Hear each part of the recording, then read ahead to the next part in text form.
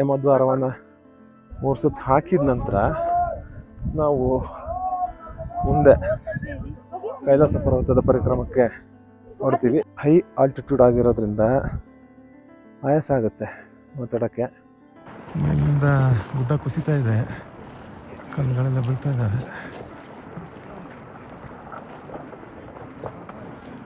ಇದ್ರದ್ದೇ ಶಬ್ದ ಅದು. ಕೈಲಾಸ ಪರ್ವತದಿಂದನೇ ನೇರವಾಗಿ ಬರ್ತಿರೋ ನೀರು, ಆ ನೀರನ್ನ ಕುಡಿದು ಒಂದು ಬಾಟ್ಲಿಗೆ ತುಂಬಿಕೊಂಡು ನಮ್ಮ ಊರಿಗೆ ತರ್ತಾಯಿದ್ದೀನಿ ನಾನು.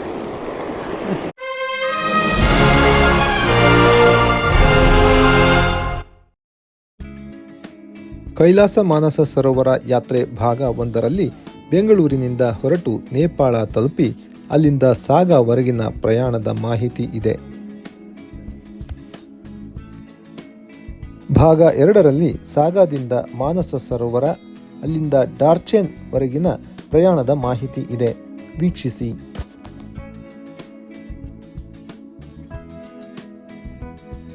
ಕೈಲಾಸ ಪರ್ವತ ಪರಿಕ್ರಮದ ಸ್ಟಾರ್ಟಿಂಗ್ ಪಾಯಿಂಟ್ ಇದು. ಡಾರ್ಚೆನ್ನಿಂದ ಇಲ್ಲಿ ನಾವು ಬಸ್ನಲ್ಲಿ ಬಂದಿದ್ದೇವೆ. 4735 ಮೀಟರ್ ಎತ್ತರದಲ್ಲಿದ್ದೇವೆ ಸಮುದ್ರ ಮಟ್ಟದಿಂದ. ಈ ಆಲ್ಟಿಮೀಟರ್ನಲ್ಲಿ ಇಷ್ಟು ಎತ್ತರ ತೋರಿಸ್ತಾ ಇದೆ. ನಮ್ಮ ಎಲ್ಲ ಸ್ನೇಹಿತರು ಮತ್ತು ಯಾತ್ರಾರ್ಥಿಗಳು ಇಲ್ಲಿಂದ ತಮ್ಮ ಪರಿಕ್ರಮದ ಪ್ರಯಾಣವನ್ನು ಶುರು ಮಾಡ್ತಾರೆ. ಒಂದು 3 ಭಾಗ ಮಾಡ್ತಾರೆ. ಇಲ್ಲಿ ಒಂದು ಭಾಗದಲ್ಲಿ ನಡೆದು ಬರೋರು, 2ನೇ ಭಾಗದಲ್ಲಿ ಕುದುರೆ ಮೇಲೆ ಬರೋರು, 3ನೇ ಭಾಗದಲ್ಲಿ ನಡೆದು ಬರ್ತಾರೆ. ಅವರಿಗೊಬ್ಬರು ಪೋರ್ಟರ್ ಇರ್ತಾರೆ ಜೊತೆಗೆ. ಅವ್ರ ಲಗೇಜ್ಗಳನ್ನೆಲ್ಲ ಹೊತ್ಕೊಂಡು ಬರ್ತಾರೆ ಜೊತೆಗೆ. 3 ದಿನ ನಮ್ಮ ಜೊತೆಗೆ ಇರ್ತಾರೆ ಅವರೆಲ್ಲರೂ. ನಾನೇ ಪೋರ್ಟ್ರ್. ಅವ್ರು ಯಾರಂತ ಗೊತ್ತಾಗಲ್ಲ, ಎಲ್ಲ ಕವರ್ ಆಗ್ಬಿಟ್ಟಾರೆ ಪೂರ. ಬಹಳ ಉತ್ಸಾಹದಿಂದ ಇದ್ದಾರೆ ಬಹಳಷ್ಟು ಜನ. ಇವರೆಲ್ಲ ಪೂರ್ಣಗೊಳಿಸ್ತಾರೆ. ಟೀಮ್ನ ಲೀಡ್ ಮಾಡ್ತಾ ಇರೋದು ರಿಷಿ. ಇಲ್ಲಿ ರಿಷಿ ಅವರಿದ್ದಾರೆ ನಮ್ಮ ಜೊತೆಗೆ. ಇವರು ಅನ್ನಪೂರ್ಣ ಬೇಸ್ ಕ್ಯಾಂಪನ್ನ ಒಂದು ಪ್ರದಕ್ಷಿಣೆ ಹಾಕಿದ್ದಾರೆ ಆಗ್ಲೇ. ಹೆಸರಲ್ಲಿ ನಡೆದು ಬರ್ತಾ ಇದ್ದಾರೆ. ಸ್ವಲ್ಪ ಜಾರುತ್ತೆ, ಹುಷಾರಾಗಿನೇ ನಡೆದು ಬರಬೇಕು. ಈಗ ಸಮಯ 11 ಗಂಟೆ 18 ನಿಮಿಷ ಆಗಿದೆ. ಇಲ್ಲಿಂದ ನಾವು ಡೇರಾಪುಕ್ಕಿಗೆ ಹೋಗಬೇಕು. ಅಲ್ಲಿ ಇವತ್ತು ರಾತ್ರಿ ಉಳಿತೀವಿ.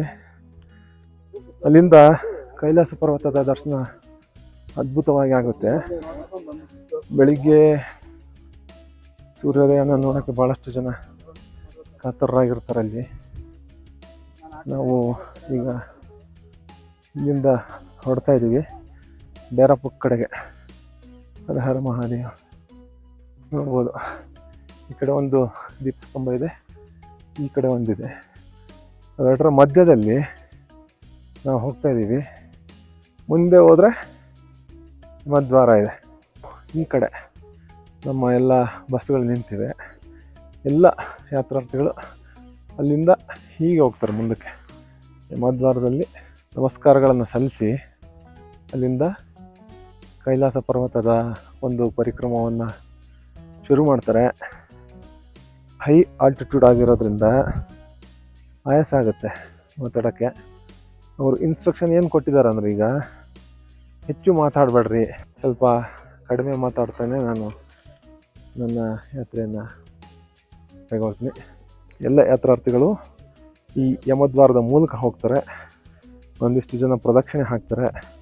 3 ಸುತ್ತು ಪ್ರದಕ್ಷಿಣೆ ಹಾಕಿ ಮುಂದಕ್ಕೆ ಹೋಗ್ತಾರೆ ಭಾಳಷ್ಟು ಜನ. ನೀವು ನೋಡ್ಬೋದು, ಯಮದ್ವಾರದಿಂದ ಹಾದು ಹೋಗೋಕ್ಕೆ ಇಷ್ಟು ದೊಡ್ಡ ಕ್ಯೂ ಐತೆ. ಇಷ್ಟು ದೊಡ್ಡ ಕ್ಯೂ. ಭಾಳಷ್ಟು ಜನ ಕಾಯ್ತಾ ಇದ್ದಾರೆ. ಒಂದೇ ಸರಿ ಬಂದು ಇಳಿದಿದ್ದಾರೆ, ಹಾಗೆ ಕ್ಯೂ ಇದೆ. ನಾನು ಕೂಡ 3 ಸುತ್ತು ಹಾಕ್ತೀನಿ. ಇದನ್ನು ಪರಿಕ್ರಮ ಮಾಡಬೇಕು. ಯಮದ್ವಾರ ಪರಿಕ್ರಮದ ನಂತರ, ಅಂದರೆ ಯಮದ್ವಾರವನ್ನು 3 ಸುತ್ತು ಹಾಕಿದ ನಂತರ ನಾವು ಮುಂದೆ ಕೈಲಾಸ ಪರ್ವತದ ಪರಿಕ್ರಮಕ್ಕೆ ಹೊರಡ್ತೀವಿ. ಎಲ್ಲ ಇಲ್ಲಿ ನಡೆದು ಬಂದಿರತಕ್ಕಂಥ ವಾಡಿಕೆ ಇದು. ಹಾಗಾಗಿ ನಾನು ಕೂಡ ಅದನ್ನು ಮಾಡ್ತಾ ಇದ್ದೀನಿ ಈಗ.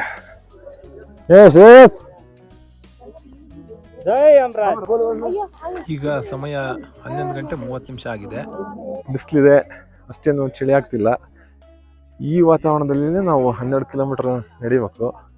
ಆದರೆ ಮಧ್ಯಾಹ್ನ 2 ಗಂಟೆ ಅಷ್ಟೊತ್ತಿಗೆ ಮಳೆ ಬರ್ಬೋದು. ಇಲ್ಲಿ ಏನಂದರೆ ಈ ಒಂದು ಪರ್ವತ ಪ್ರದೇಶದಲ್ಲಿ ಮಧ್ಯಾಹ್ನ ಆಗ್ತಾ ಮೋಡ ಎಲ್ಲ ಆವರಿಸಿ ಮಳೆ ಸುರಿಯೋಕ್ಕೆ ಪ್ರಾರಂಭ ಆಗುತ್ತೆ. ಮಳೆ ಬಂತು ಅಂತಂದರೆ ನಮಗೆ ಹೆಜ್ಜೆ ಆಡೋದು ಕಷ್ಟ ಆಗುತ್ತೆ. ಎಲ್ಲ ತೋಯಿದ್ರೆ ಮತ್ತು ಶೂಸ್ ಎಲ್ಲ ತೋಯ್ಬೋದು. ವಾಟರ್ ಪ್ರೂಫ್ ಅಂತ ಕೊಟ್ಟರೆ ಅದು ವಾಟರ್ ರೆಸಿಸ್ಟೆಂಟ್. ನಿನ್ನೆ ಚೆಕ್ ಮಾಡಿದರೆ ಅದು ವಾಟರ್ ಪ್ರೂಫ್ ಅಲ್ಲ. ಹಾಗಾಗಿ ನಾವು ಆದಷ್ಟು ಬೇಗನೆ ನಮ್ಮ ಇವತ್ತಿನ ತಂಗುದಾಣಕ್ಕೆ ಸೇರಬೇಕು. ಸೇರ್ತೀವಿ, ಒಂದು 4-5 ಗಂಟೆಗೆ ಅಲ್ಲಿಗೆ ರೀಚ್ ಆಗ್ತೀವಿ. ಇದು ಯಮದ್ವಾರ. ಇಲ್ಲಿಂದ ಶುರು ಮಾಡಿ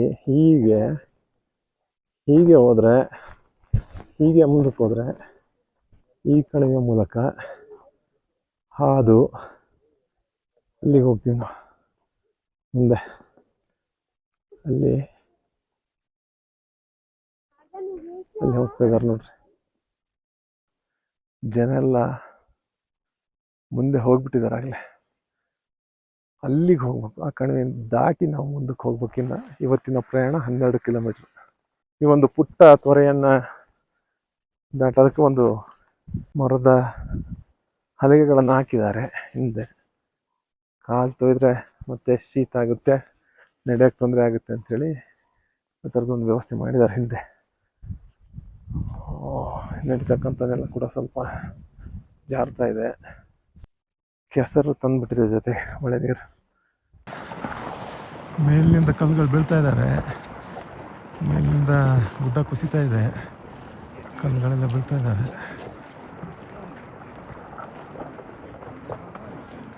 ಇದ್ರದ್ದೇ ಶಬ್ದ ಅದು.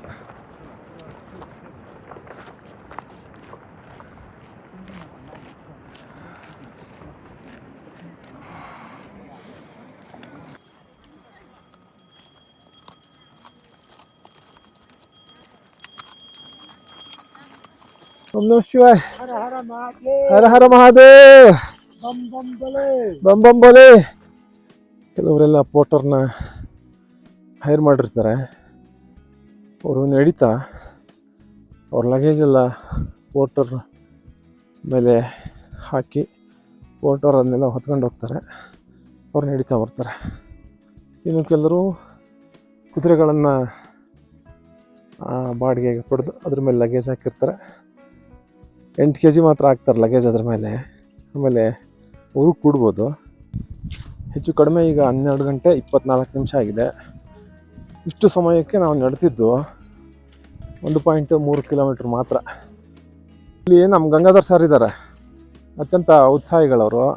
ಹಾವೇರಿಯಿಂದ ಬಂದಿದ್ದಾರೆ. ಎಲ್ಲರಿಗೂ ಜ್ವರ, ಶೀತ, ಕೆಮ್ಮು, ನೆಗಡಿ ಆದರೆ ಇವ್ರಿಗೇನೂ ಆಗಿಲ್ಲ ಇದುವರೆಗೂ. ಮಹಾದೇವನ ಕೃಪೆ ಚೆನ್ನಾಗಿದೆ ಅಂತ ಕಾಣುತ್ತೆ. ನೋಡ್ರಿ ಅವ್ರ ಉತ್ಸಾಹನ. ಆದರೂ ಅವರು ಒಬ್ಬ ಪೋರ್ಟ್ರನ್ನ ಇಟ್ಕೊಂಡಿದ್ದಾರೆ ಜೊತೆಗೆ.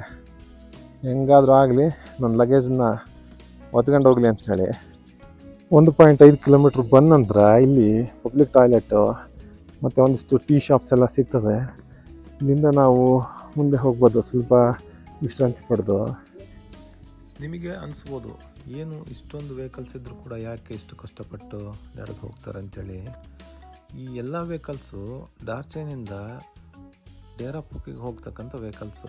ಅಲ್ಲಿ ಮಾನೆಸ್ಟ್ರಿಗಳಿಗೆ ಫುಡ್ ಸಪ್ಲೈ ಮಾಡೋಕ್ಕೆ ಹೋಗ್ತಕ್ಕಂಥ ವೆಹಿಕಲ್ಸು.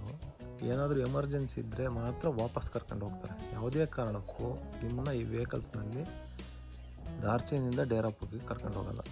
ಕೈಲಾಸ ಪರ್ವತದ ಬದಿಯಲ್ಲಿ ಇರ್ತಕ್ಕಂಥ ಒಂದು ಪರ್ವತದಿಂದ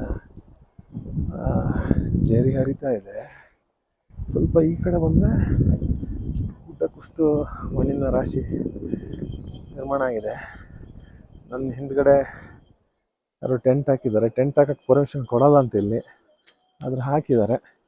ಭಾಳಷ್ಟು ಜನ ಇಲ್ಲಿ ಕುದುರೆ ಮೇಲೆ ಬರ್ತಾ ಇದ್ದಾರೆ. ಹೆಚ್ಚು ಕಡಿಮೆ ಈಗ ನಾವು 2 ಕಿಲೋಮೀಟ್ರ್ ಬಂದೀವಿ. ಇಷ್ಟು ಬರೋಕ್ಕೆ 2 ತಾಸು ಸಮಯವನ್ನು ನಾವು ತೆಗೆದುಕೊಂಡಿದ್ದೇವೆ.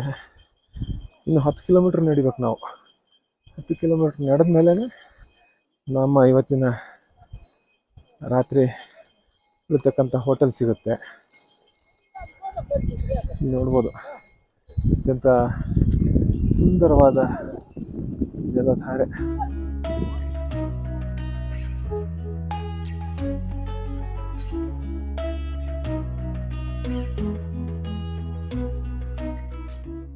ಈ ಕೈಲಾಸ ಪರ್ವತದ ಪ್ರದಕ್ಷಿಣೆಯಲ್ಲಿ ನಾವೊಂದು 2.5 ಕಿಲೋಮೀಟ್ರ್ ದೂರ ಕ್ರಮಿಸಿದ್ದೇವೆ.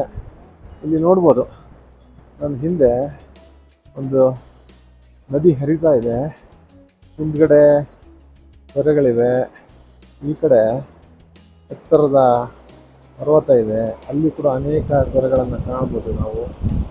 ನೋಡ್ರಿ ನೀವು, ಇಲ್ಲಿ ನೋಡ್ರಿ ಹೇಗಿದೆ ಅಂತಂದರೆ ಪ್ರಕೃತಿಯ ಪ್ರತಿ ಕಣಕಣದಲ್ಲಿ ಕೂಡ ಪರಮಾತ್ಮನಿದ್ದಾನೆ ಮತ್ತು ಪ್ರಕೃತಿಯಲ್ಲಿ ದೇವರನ್ನು ಕಾಣೋರಿಗೆ ಇದು ಅತ್ಯಂತ ಸುಂದರವಾದ ಸ್ಥಳ ಅಂತೇಳಿ ನಾನು ಭಾವಿಸ್ತಾ ಇದ್ದೀನಿ. ನಮ್ಮ ಗ್ರೂಪಿನ ಸದಸ್ಯರೇ ಅವರು ಹರ ಹರ ಮಹಾದೇವ್. ಈ ಕಡೆ ಹಿಮದ್ವಾರದ ಕಡೆಯಿಂದ ಬಂದಿದ್ದೀವಿ ನಾವು. ಅಲ್ಲಿಂದ ಇಲ್ಲಿಗೆ 3.5 ಕಿಲೋಮೀಟ್ರ್ ಇದೆ. 11:30ಗೆ ಬಿಟ್ಟಿದ್ವಿ, ಈಗ 1 ಗಂಟೆ 23 ನಿಮಿಷ ಆಗಿದೆ. ಹೆಚ್ಚು ಕಡಿಮೆ 2 ಗಂಟೆಗೆ 3.5 ಕಿಲೋಮೀಟ್ರ್ ನಡೆದಿದ್ದೇವೆ. ಇನ್ನು ಈ ಕಡೆ ಹೋದರೆ, ಈ ಕಡೆ ಅಂದರೆ ನೀವು ನೋಡ್ಬೋದು, ಈ ಕಡೆ ಅಲ್ಲಿಗೆ ಒಂದು 3.5 ಕಿಲೋಮೀಟ್ರ್ ಆಗುತ್ತೆ. ಆ ಕಡೆ ಮತ್ತೆ ಒಂದಿಷ್ಟು ನಮಗೆ ಇನ್ನು 5 ಕಿಲೋಮೀಟ್ರ್ ಬಾಕಿ ಇರುತ್ತೆ. ಹಿಂದ್ಗಡೆ ಕೈಲಾಸ ಪರ್ವತ ಇದೆ, ಮೋಡ ಕವಿತಾ ಇದೆ ಆಗಲೇ. ಇನ್ನು ಸ್ವಲ್ಪ ಹೊತ್ತು ಹೋದರೆ ಮಳೆ ಬರ್ಬೋದು. ಪ್ರಕೃತಿ ಮಾತ್ರ ಅದ್ಭುತವಾಗಿದೆ, ರಮಣೀಯವಾದ ದೃಶ್ಯಗಳನ್ನು ನೋಡ್ಬೋದು ನಾವಿಲ್ಲಿ. ಸುತ್ತ ಝರಿಗಳು, ಚಿಕ್ಕ ಚಿಕ್ಕ ಜಲಪಾತಗಳಿವೆ. ಎಲ್ಲ ಜಲಪಾತಗಳ ಮಧ್ಯದಲ್ಲಿದ್ದೇವೆ ನಾವು, ನೋಡ್ಬೋದು. ಇಲ್ಲಿದ್ದೀವಿ ನಾವೀಗ. ಇಲ್ಲಿಂದ ಇಲ್ಲಿ ಹೋಗ್ತಾರೆ ನೋಡ್ರಿ.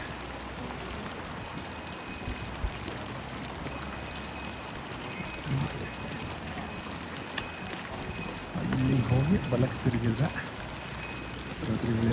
ನಮ್ಮ ಹೋಟೆಲ್. ಪರ್ವತ ಪ್ರದೇಶದಲ್ಲಿ 2 ಗಂಟೆ ಆಯ್ತು ಅಂದ್ರೆ ಮಳೆ ಬರೋಕ್ಕೆ ಶುರು ಆಗುತ್ತೆ. ಈಗಾಗಲೇ ಶುರುವಾದ ಮಳೆ, ಅದಕ್ಕೆಲ್ಲ ಪೂರ್ವ ತಯಾರಿ ಮಾಡ್ಕೊಂಡು ಬಂದಿದ್ವಿ. ಆದರೂ ಕಾಲು ಏನಾರು ತೋರಿಸ್ಕೊಂಡ್ವಿ ಅಂದರೆ ಹೇಳೋಕ್ಕಾಗಲ್ಲ, ಅಷ್ಟೊಂದು ತೊಂದರೆ ಆಗುತ್ತೆ. ಎಲ್ಲರೂ ಕವರ್ ಆಗ್ತಾ ಇದ್ದಾರೆ ಈಗ ಮೆಲ್ಲಕ್ಕೆ.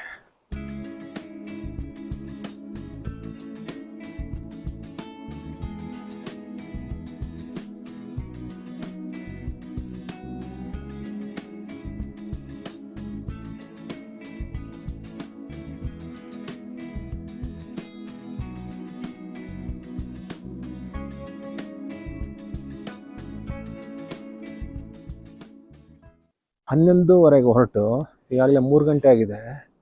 ಹೆಚ್ಚು ಕಡಿಮೆ 7 ಕಿಲೋಮೀಟ್ರ್ ಬಂದೀವಿ ನಾವು. ನಮ್ಮ ಊರುಗಳಲ್ಲಾದರೆ ನಾವು ಹೆಚ್ಚು ಕಡಿಮೆ 1 ಗಂಟೆಗೆ 60 ನಿಮಿಷಕ್ಕೆ 6 ಕಿಲೋಮೀಟ್ರ್ ನಡಿತೀವಿ. ಇಲ್ಲಿ ಆ ಥರದ್ದೇನು ಸಾಧ್ಯ ಇಲ್ಲ. ಹೈ ಆಲ್ಟಿಟ್ಯೂಡ್ನಲ್ಲಿ, ಎತ್ತರದ ಪ್ರದೇಶದಲ್ಲಿ ಆಕ್ಸಿಜನ್ ಪ್ರಮಾಣ ಕಡಿಮೆ ಇರುತ್ತೆ. ಈಗ ಆಲ್ರೆಡಿ 16% ಇದೆ ಆಕ್ಸಿಜನ್. ಎಲ್ಲರ ಬ್ಯಾಗ್ನಲ್ಲಿ ಕೂಡ ಒಂದೊಂದು ಆಕ್ಸಿಜನ್ ಸಿಲಿಂಡರ್ಗಳಿವೆ. ನನ್ನ ಬ್ಯಾಗ್ನಲ್ಲಿ ಒಂದು ಆಕ್ಸಿಜನ್ ಸಿಲಿಂಡರ್ ಇದೆ. ಇದನ್ನೇನು ಬಳಸಿಲ್ಲ, ಭಗವಂತನ ಕೃಪೆಯಿಂದ ಅದನ್ನ ಬಳಸಬಾರ್ದು ಅಂದ್ಕೊಂಡಿನಿ ನಾನು. ಬಳಸ್ದಂಗೆ ಹೋಗಬೇಕು. ಇನ್ನು ಏರಿಯಲ್ ಡಿಸ್ಟೆನ್ಸ್ನಲ್ಲೇ ನಾನು ಚೆಕ್ ಮಾಡಿದೆ. ಈಗ ಇನ್ನು ಒಂದು 6 ಕಿಲೋಮೀಟ್ರ್ ತೋರಿಸ್ತಾ ಇದೆ ಡೇರಾಬುಕ್. ಅಲ್ಲಿ ಹೋಗಿ ರಾತ್ರಿ ನಾವು ಸ್ಟೇ ಮಾಡ್ತೀವಿ. ಸುತ್ತ ಪರಿಸರ ಚೆನ್ನಾಗಿದೆ. ಆಗಲೇ ಏನಾಗ್ತಿದೆ ಅಂತಂದರೆ ಮೋಡ ಕವಿತಾ ಇದೆ, ಮಳೆ ಒಂದು ರೌಂಡ್ ಬಂದು ಹೋತು. ಈಗ ಇದನ್ನ ಹಾಕ್ಕೊಂಡ್ರೆ ಅದೆಲ್ಲದನ್ನೂ ಬಿಚ್ಚೋಕ್ಕೂ ಆಗಲ್ಲ, ಹಾಕ್ಕೊಂಡು ನಡೆಯೋಕ್ಕಾಗಲ್ಲ. ಹಾಕ್ಕೊಂಡ್ರೆ ಸೆಕೆ, ಬಿಚ್ಚಿದ್ರೆ ಹೆದರಿಕೆ. ಇದ್ದಕ್ಕಿದ್ದಂಗೆ ಮಳೆ ಬಂದ್ಬಿಡುತ್ತೆ, ಎಲ್ಲ ತೋದೋಗ್ಬಿಡ್ತೀವಿ. ತೋದ್ಬಿಟ್ರಂತೂ ನಡೆಯೋಕ್ಕೆ ಸಾಧ್ಯ ಇಲ್ಲ, ಮುಗೀತಲ್ಲಿ ಕತೆ ನಮ್ಮದು. ಮತ್ತೆ ಹನಿ ಬರ್ತಾ ಇದೆ ಮಳೆ.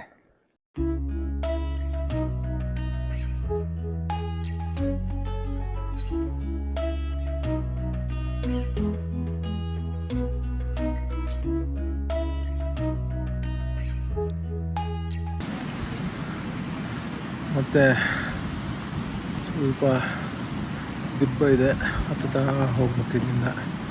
ಹೀಗೆ ಹತ್ತೋದು ಇಳಿಯೋದು ಮಾಡ್ತಾಯಿದ್ದೀವಿ. ಇನ್ನೂ ಒಂದು 5 ಕಿಲೋಮೀಟ್ರ್ ಇದೆ. ಇಲ್ಲಿಂದ ಕೂಡ ಪರ್ವತದ ದರ್ಶನ ಆಗ್ತಾ ಇದೆ.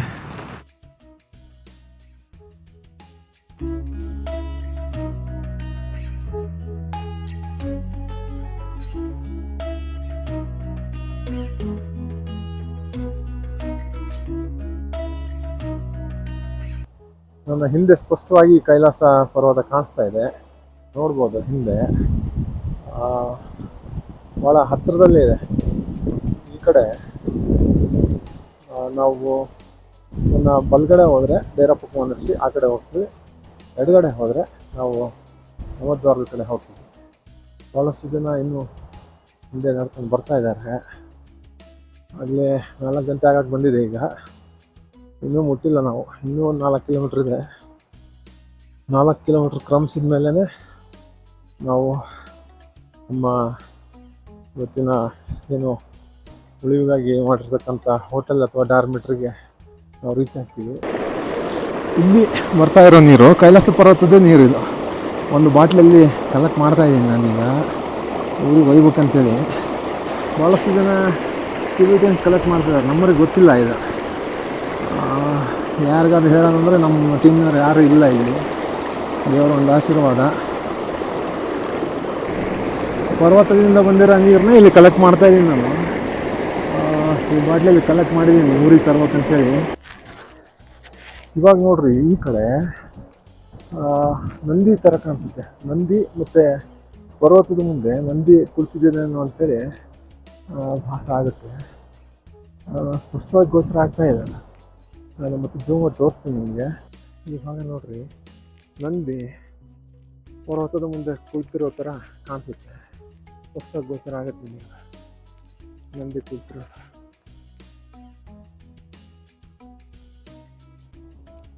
ಭಾಳಷ್ಟು ಶ್ರದ್ಧಾಳುಗಳು ಆಯಸ್ಸಾಗಿದ್ದಾರೆ.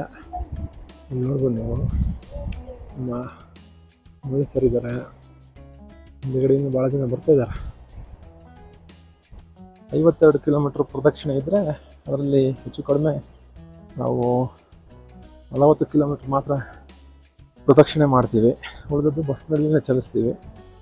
ಹಾಗಾಗಿ ಅದು ಪೂರ ಪ್ರದಕ್ಷಿಣೆ ಕಾಲಿನ ಅಡಿಗೆಯಲ್ಲಿ ಕೆಲವರು ಮಾತ್ರ ಮಾಡ್ತಾರೆ. ಅದನ್ನು ಬಿಟ್ಟರೆ ಎಲ್ಲರೂ ಕೂಡ ಪ್ರದಕ್ಷಿಣೆ ಮಾಡಲ್ಲ.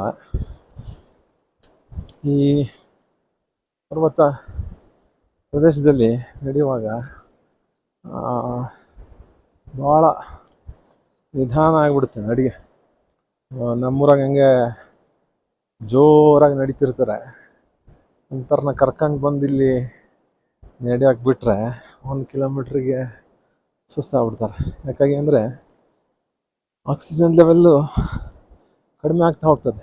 ಈ ಸಮುದ್ರ ಮಟ್ಟದಿಂದ ಎತ್ತರ ಯಾವ ರೀತಿ ಹೆಚ್ಚಾಗ್ತಾ ಹೋಗುತ್ತೋ ಅದೇ ರೀತಿ ಆಕ್ಸಿಜನ್ ಲೆವೆಲ್ ಕೂಡ ಕಡಿಮೆ ಆಗ್ತಾ ಹೋಗುತ್ತೆ. ಅದರಿಂದ ನಿಮಗೆ ಉಸಿರಾಟದ ತೊಂದರೆ, ಸ್ವಲ್ಪ ತಲೆನೋವು ಆ ಥರದ್ದೆಲ್ಲ ಆಗುತ್ತೆ. ಅದಕ್ಕೆ 3-4 ದಿನ ಬೇರೆ ಕಡೆ ಸ್ಟೇ ಮಾಡಿ ನಾವು ಅದಕ್ಕೆ ಅಡ್ಜಸ್ಟ್ ಆದಮೇಲೆ ಮುಂದಕ್ಕೆ ಪ್ರಯಾಣ ಮಾಡಿದರೆ ನಿಮಗೆ ಆಲ್ಟಿಟ್ಯೂಡ್ ಸಿಕ್ನೆಸ್ ಆಗಲ್ಲ. ಭಾಳಷ್ಟು ಸಾರಿ ನಾವು ಏನು ಮಾಡ್ತೀವಿ ಅಂತಂದರೆ ಭಾಳಷ್ಟು ಲಗೇಜ್ನ ತಂದುಬಿಡ್ತೀವಿ. ನನ್ನ ಹತ್ರ ಲಗೇಜ್ ಇದೆ ಹಿಂದೆ, ಹೆಚ್ಚು ಕಡಿಮೆ ಒಂದು 8-10 kg ಇರ್ಬೋದು.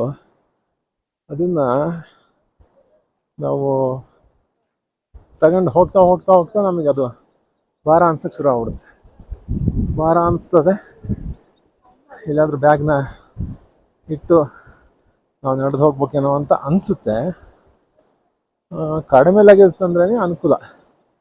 ನಿಮಗೆ ಏನು ಅವಶ್ಯಕತೆ ಐತೋ ಅಷ್ಟನ್ನು ಮಾತ್ರ ತಂದು ಉಳಿದದ್ದನ್ನು ಇಲ್ಲಿ ಲಾಡ್ಜ್ನಲ್ಲೇ ಬಿಟ್ಟು ಅಂದರೆ ಅನುಕೂಲ. ಕೈಲಾಸ ಪರ್ವತದ ಪಶ್ಚಿಮ ಮುಖವನ್ನು ನಾವು ದರ್ಶಿಸ್ತಾ ಇದ್ದೀವಿ. ಈ ಕಡೆ ನದಿ ಹರಿತಾ ಇದೆ ಜೋರಾಗಿ, ಭಾಳ ಸ್ಪಷ್ಟವಾಗಿ ಗೋಚರ ಆಗ್ತಾ ಇದೆ. ಮಳೆ ಬಂತು, 2-3 ಸರಿ ಮಳೆ ಬಂತು. ಎಲ್ಲ ಬ್ಯಾಗಿಂದ ಪೋಂಚೋ, ಛತ್ರಿ, ಹರ ಮಹಾದೇವ್, ಪೋಂಚೋ, ಛತ್ರಿ ಎಲ್ಲ ಹೊರಗೆ ತೆಗೆದು ಅದನ್ನ ಹಾಕೊಳ್ಳೋದು ತೆಗೆಯೋದೇ ಮಾಡಿ. ಮಧ್ಯಾಹ್ನದ ಊಟ ಮಾಡಿದ್ದಾರೆ ಎಲ್ಲರೂ. ಊಟ ನನಗೆ ಏನು ಸಿಗಲಿಲ್ಲ ಅಲ್ಲಿ. ಅದು ಎಲ್ಲಿತ್ತೋ ಗೊತ್ತಿಲ್ಲ. ಹೇಳಿದರು ಇಲ್ಲಿ ಒಂದು ಕಡೆ ಹೋಟ್ಲಲ್ಲಿ ಇದೆ ಅಂಥೇಳಿ. 8 ಕಿಲೋಮೀಟ್ರ್ ನಡೆದು ಬಂದಿವಿ ಈಗಾಗಲೇ. 8 ಕಿಲೋಮೀಟ್ರು ನಡೆದ ನಂತರ ಇಲ್ಲಿ ಒಂದು ನಮಗೆ ಟೀ ಶಾಪ್ ಸಿಗುತ್ತೆ. ಇಲ್ಲಿ ಟೀ ಏನು ಮಾಡ್ತಾರೆ, ಅದು ಯಾಕಿನ ಹಾಲಿಂದ ಮಾಡ್ತಾರೆ, ಯಾಕೆ ಪ್ರಾಣಿ ಇರುತ್ತಲ್ಲ ಅದರ ಹಾಲಿಂದ ಮಾಡ್ತಾರೆ. ಸ್ವಲ್ಪ ಸ್ಮೆಲ್ ಇರುತ್ತಂತೆ ಟೀ. ಅದನ್ನು ಬಿಟ್ಟರೆ ನೀವು ರೆಡಿಮೇಡ್ ಏನಾದರೂ ಸಿಗ್ತಕ್ಕಂಥದ್ದನ್ನು ಸೇವಿಸ್ಬೋದು. ಆ ಟೀ ಶಾಪಿಂದ ಮತ್ತು ಡೇರಾ ಬುಕ್ ಮಾಡಿಸಿ ನಮಗೆ 4 ಕಿಲೋಮೀಟ್ರ್ ಇದೆ. ಇನ್ನು 4 ಕಿಲೋಮೀಟ್ರ್ ನಡೆಯೋಕ್ಕೆ ಹೆಚ್ಚು ಕಡಿಮೆ 2 ತಾಸಿಗಿಂತ ಹೆಚ್ಚು ಬೇಕು. ಯಾಕಾಗಿ ಅಂತಂದರೆ ಸ್ವಲ್ಪ ದಿಬ್ಬ ಬಂತು ಅಂತಂದರೆ ನಡೆಯೋದು ಕಷ್ಟ ಆಗ್ಬಿಡುತ್ತೆ. ಅದು ಕೂಡ ಆಯಾಸ ಆಗ್ತಾ ಇದೆ. ಮಾತಾಡಬಾರ್ದು ಇಲ್ಲಿ ಪರ್ವತ ಪ್ರದೇಶದಲ್ಲಿ, ಪುಟ್ಟ ಪುಟ್ಟ ಹೆಜ್ಜೆಗಳನ್ನು ಇಡಬೇಕು ಅಂತ ಇನ್ಸ್ಟ್ರಕ್ಷನ್. ಮತ್ತು ನಾಳೆಗೆ ಹೆಚ್ಚು ಕಡಿಮೆ 22 ಕಿಲೋಮೀಟ್ರು, 6 ಕಿಲೋಮೀಟ್ರ್ ಮೇಲೆ ಹತ್ತಬೇಕು, 6 ಕಿಲೋಮೀಟ್ರು ಕೆಳಗೆ ಇಳಿಬೇಕು. ಅದಾದ ನಂತರ 10 ಕಿಲೋಮೀಟ್ರು ಸಮತಟ್ಟಾದ ದಾರಿಯಲ್ಲಿ ನಡಿಬೇಕಂತ ಹೇಳ್ತಾರೆ. ಈ ಹೇಳೋರು ಯಾರು ಅಂದರೆ ಇಲ್ಲಿ ಟಿಬೆಟಿಯನ್ಸ್. ಅವರಿಗೆ ಸಮತಟ್ಟಾದ ದಾರಿ ಅಂದರೆ ಸಣ್ಣ ಅಪ್ಪಿದ್ರೆ ಅದು ಸಮತಟ್ಟಾದ ದಾರಿ. ನಮಗೆ ಅಷ್ಟೇ ಎದ್ಬಿಟ್ರೆ ಸಾಕು, ಕೂತ್ಕೊಂಡ್ಬಿಡ್ತೀವಿ. ಇಲ್ಲಿ ನೋಡ್ರಿ, ಅವ್ರಿಗೇನು ಅನಿಸಲ್ಲ. ಅವರು ಒಂಥರ ಈ ಕುದುರೆ ಥರನೇ ನಡೀತಾರೆ. ಆದರೆ ನಮ್ಮವ್ರು ಮಾತ್ರ ಭಾಳಷ್ಟು ರೆಸ್ಟ್ ಮಾಡ್ತಾರೆ, ಮಲಗೇ ಬಿಡ್ತಾರೆ ಎಷ್ಟೊಂದು ಜನ. ಇಲ್ಲಿ ನೋಡ್ರಿ ನಾನು ಹಿಂದೆ ಮಲಗಿ ರೆಸ್ಟ್ ಮಾಡ್ತಾರೆ. ಏನಾರು ಮಲಗಿ ರೆಸ್ಟ್ ಮಾಡಿದ್ರಿ ಅಂದರೆ ನೀವು ಇಲ್ಲಿನ ವಾತಾವರಣಕ್ಕೆ ನಿಮ್ಮ ಪೂರ್ತಿ ದೇಹ ತಣ್ಣಗಾಗ್ಬಿಡುತ್ತೆ. ಆಯಿತು ಅಂತಂದರೆ ಅದು ಮತ್ತೆ ತನ್ನ ಉಷ್ಣತೆಯನ್ನು ಕಾಯ್ದುಕೊಳ್ಳೋಕ್ಕೆ ಭಾಳ ಸಮಯ ತಗೊಳುತ್ತೆ. ಅವಾಗ ಏನಾಗುತ್ತೆ, ಎಲ್ಲ ಬೇಂಚುಗೋಗುತ್ತೆ, ಕಾಲು ಕೈ ಪೂರ್ತಿ ಬಾಡಿ ನೋಯೋಕ್ಕೆ ಶುರು ಆಗುತ್ತೆ. ಹಾಗಾಗಿ ಯಾವುದೇ ಕಾರಣಕ್ಕೂ ನೀವು ಮಲಗಿ ಮಾತ್ರ ರೆಸ್ಟ್ ತಗೊಳಕ್ಕೆ ಹೋಗ್ಬೇಡ್ರಿ. ರೆಸ್ಟ್ ತಗೊಂಡ್ರೆ ನೀವು ಮುಟ್ಟೋದು ಭಾಳ ಕಷ್ಟ, ಮತ್ತೆಂದು ನಡಿಬೇಕು ಅನ್ಸೋದೇ ಇಲ್ಲ ನಿಮಗೆ, ಹಂಗಾಗಿಬಿಡುತ್ತೆ. ನೋಡ್ರಿ, ಮತ್ತೆ ಮಳೆ ಬಂತೀಗ. ಈ ಕಡೆ ಹಿಂದೆ ಪರ್ವತದಲ್ಲಿ, ಕೈಲಾಸ ಪರ್ವತದಲ್ಲಿ ಇಲ್ಲಿ ಟೀ ಶಾಪ್ಗಳಿವೆ. ಇಲ್ಲಿಂದ ಮುಂದಕ್ಕೆ 4 ಕಿಲೋಮೀಟ್ರ್ ನಡೆದ್ರೆ ನಮಗೆ ಡೇರಾ ಬುಕ್ ಮಾಡಿಸಿ ಸಿಗುತ್ತೆ. ಇಷ್ಟೊಂದು ಟೀ ಶಾಪ್ ಇವೆ ಇಲ್ಲಿ. ಎಲ್ಲರೂ ರೆಸ್ಟ್ ಮಾಡ್ತಾ ಇದ್ದಾರೆ ಒಂದಿಷ್ಟು ಜನ. ಟೀ ಶಾಪ್ನಲ್ಲಿ ನೋಡೋಣ ಏನೇನು ಸಿಗುತ್ತೆ. ಒಳಗೆ ಹೋದ್ರೆ ಗೊತ್ತಾಗ್ತಾ ಇದೆ ಏನು ಇರಬಹುದು ಅಂತೇಳಿ. ಕಾಫಿ ಸಿಗುತ್ತೆ ಈಗ ರೆಡಿಮೇಡ್ ಫುಡ್ ಐಟಮ್ಸ್ ಬಿಸಿ ಇದೆ ಒಳಗಡೆ.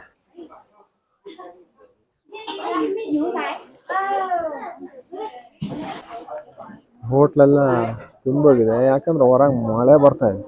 ನಿಂದ್ರಕ್ಕೆಲ್ಲಿ ಜಾಗ ಇಲ್ಲ. ಕರೆಕ್ಟ್ ಜಾಗಕ್ಕೆ ಬಂದಮೇಲೆ ಜೋರಾಯ್ತು ಮಳೆ. ಹಾಗಾಗಿ ಪೂರ ಎಲ್ಲರೂ ಒಳಗೆ ಸೇರಿದ್ರು ಹೋಟ್ಲ್ ಒಳಗಡೆ. ಕೂಡಕ್ಕೆ ಒಂದು ಜಾಗ ಸಿಕ್ತು ಪುಣ್ಯಕ್ಕೆ.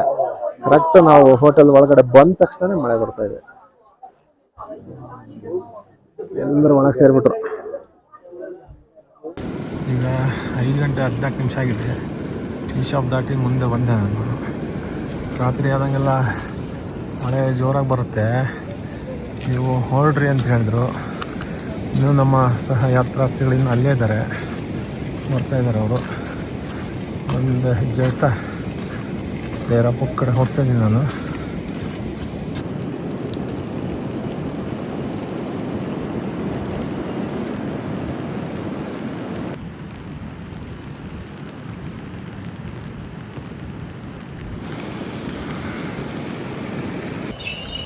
ಇಲ್ಲಿ ದೂರದಲ್ಲಿ ಡೇರಾ ಬುಕ್ ಮಾಡಿಸಿ ಕಾಣಿಸ್ತಾ ಇದೆ. ಇಲ್ಲಿಗೆ ಹೋಗ್ಬೇಕು ನಾವು. ಇನ್ನೂ ಒಂದು 2 ಕಿಲೋಮೀಟ್ರ್ ದೂರ ಇದೆ, ನಡಿಬೇಕು. ಮಳೆ ಶುರುವಾಯ್ತು, ಮತ್ತೆ ಮಳೆ ಶುರುವಾಯ್ತು. ಈ ಕಡೆಯಿಂದ ಬಂದಿದ್ದು ಮತ್ತೆ ಹೀಗೆ ನಡೀತಾ ಹೋಗ್ಬೇಕು. ಈಗಾಗಲೇ ಸಂಜೆ 6 ಗಂಟೆ 10 ನಿಮಿಷ ಆಗಿದೆ. ಮಳೆ ಶುರುವಾಯ್ತು. ಮತ್ತೆ ಬ್ಯಾಗ್ ತೆಗೆದು ಎಲ್ಲ ಸೆಟ್ ಮಾಡ್ಕೊಬೇಕು. ಸಂಜೆ 6 ಗಂಟೆ 22 ನಿಮಿಷ. ಒಂದು ಸುರಿತಾ ಇದೆ ಮಳೆ, ಸಿಡ್ಲು ಕೂಡ ಇದೆ. ಸ್ವಲ್ಪ ದೂರ ಇದೆ, ರಸ್ತೆ ಜಾರುತ್ತೆ, ಸ್ವಲ್ಪ ಜಾರುತ್ತೆ.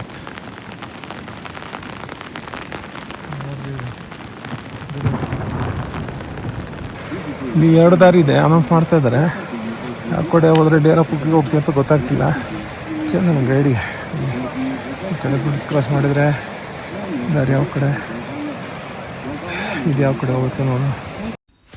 ಸ್ವಲ್ಪ ದೂರದಲ್ಲಿ ಡೇರಾಪುಕ್ ಮಾನೆಸ್ಟ್ರಿ ಕಾಣಿಸ್ತಾ ಇದೆ. ಇನ್ನು ಸ್ವಲ್ಪ ದೂರ ನಡೆದ್ರೆ ನಮಗೆ ಕೈಲಾಸ ಪರ್ವತದ ಅದ್ಭುತವಾದ ದರ್ಶನ ಆಗುತ್ತೆ.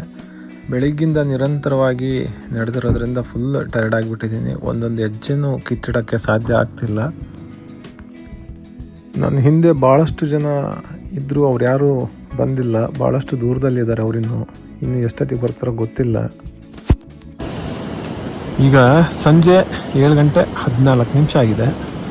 ಭಾಳಷ್ಟು ಬೆಳಕಿದೆ ಈಗ. ಇನ್ನು ನೀವು ನೋಡ್ಬೋದು ಕೈಲಾಸ ಪರ್ವತದ ಮೇಲೆ ಇರ್ತಕ್ಕಂಥ ಬೆಳಕನ್ನು ನೋಡ್ರಿ, ಆಕಾಶದಲ್ಲಿ ಇರ್ತಕ್ಕಂಥ ಬೆಳಕನ್ನು ನೋಡ್ರಿ, ಎಷ್ಟು ಅದ್ಭುತವಾಗಿ ಕಾಣಿಸುತ್ತೆ ಪರ್ವತ. ಇಲ್ಲಿಂದ ಏನು ನಮಗೆ ಆಯಾಸ ಆಗಿತ್ತು ಅದೆಲ್ಲದೂ ಕೂಡ ಮಾಯ ಆಗಿಬಿಡುತ್ತೆ. ಈಗ ಭಾಳಷ್ಟು ಜನಕ್ಕೆ ಮಾಯ ಆಗಿಬಿಡುತ್ತೆ. ಅಂತೂ ಸಂಜೆ 7:00ವರೆಗೆ ನಾವು ರೂಮಿಗೆ ಬಂದ್ವಿ. ಇಲ್ಲಿಂದ ಅದ್ಭುತವಾದ ನೋಟ ಸಿಗುತ್ತೆ. ಇಲ್ಲಿ ಮಹಾದೇವನ ದರ್ಶನ ಮಾಡ್ಬೋದು ನೀವು ಇಲ್ಲಿಂದಲೇ ನೋಡ್ರಿ.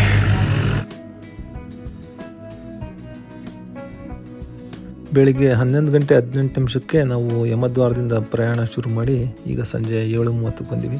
ಹೆಚ್ಚು ಕಡಿಮೆ 8 ತಾಸು ನಿರಂತರವಾಗಿ ನಡೆದ ಮೇಲೆ ನಾವು ಇವತ್ತು ಡೇರಾಪುಕ್ ಮಾನೆಸ್ಟ್ರಿಯನ್ನು ತಲುಪಿದ್ದೇವೆ.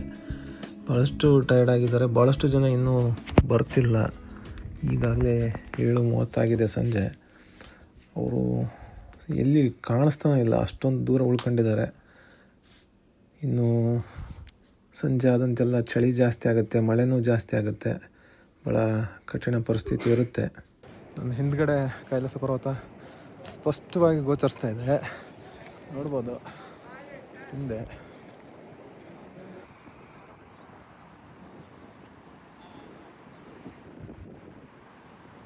ಎಷ್ಟೋ ಜನಕ್ಕೆ ಸಿಗಲ್ಲ, ನೋಡೋಣ ನಾವು ಟ್ರೈ ಮಾಡ್ಬೋದು.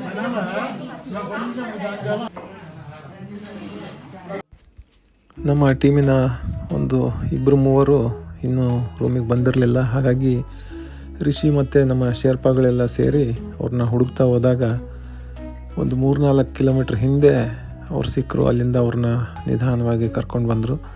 ಮತ್ತು ಬೇರೆ ಯಾವುದೋ ಒಬ್ಬ ಟೀಮಿನ ಸದಸ್ಯರನ್ನು ಕೂಡ ಅವರು ಕರ್ಕೊಂಬಂದರು.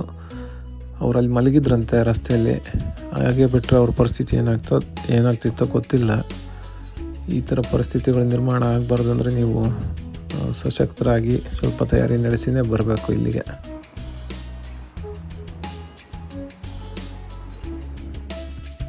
ನಾಳೆ ಬೆಳಿಗ್ಗೆ ನಮ್ಮ ಪ್ರಯಾಣ ಡೇರಾಪುಕ್ನಿಂದ ಜೂತಲ್ಪುಕ್ ಕಡೆಗೆ ಇರುತ್ತೆ.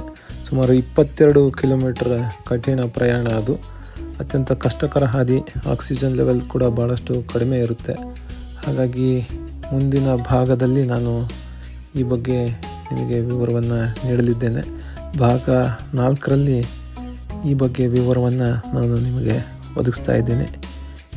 ಮರೆಯದೆ ಭಾಗ 4 ವೀಕ್ಷಿಸಿ.